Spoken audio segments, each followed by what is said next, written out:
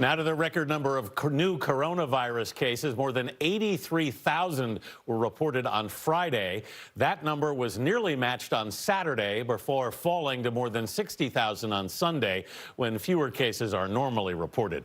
Our lead national correspondent David Begnaud is in New Jersey, where the governor just extended a public health emergency. David, why are officials there so concerned? Well, Anthony, the governor says they're seeing levels here in New Jersey that they haven't seen since back in May. But I want to start deep in the heart of Texas, in El Paso, near the border, because this morning they're back on lockdown.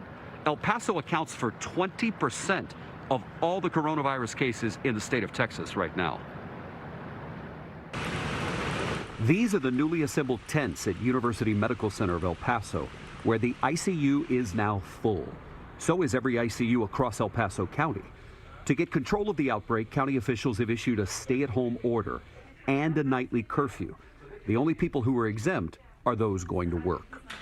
The reasons for the new order have to do with that we're at a crisis stage. Coronavirus cases are rising in 44 states. No states are seeing declines.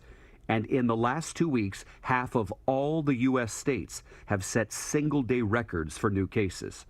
The White House Coronavirus Task Force coordinator, Dr. Deborah Birx, says that outbreaks are accelerating because asymptomatic spreaders are going to visit friends and family. The future does look devastating right now for the number of cases that we see, the potential of the rise in cases. But we can stop that community spread if we work together. Even as new cases rise, some Americans are still dealing with the lingering side effects. These are the so-called COVID long haulers, like Maggie Flannery. The 12-year-old from New York City caught the virus back in March and has experienced extreme fatigue and shortness of breath ever since then. Amy Wilson is her mom. There is something between, the ICU and asymptomatic. There's this weird middle ground where you don't want to be. So whatever people can do to take precautions continues to be worth it.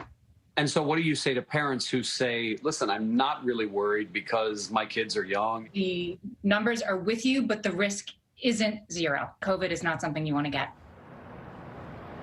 And the more we hear about these COVID long haulers, it's not just young people like Maggie, it's adults and even elderly people. And you know, Gail, one thing that was interesting, beyond other things that Maggie's mom said, is that if Maggie goes to school on Monday and she climbs a flight of stairs, the fatigue she experiences is not just Monday. It could last throughout the entire week. And that's what's so scary about this, David. Thank you very much.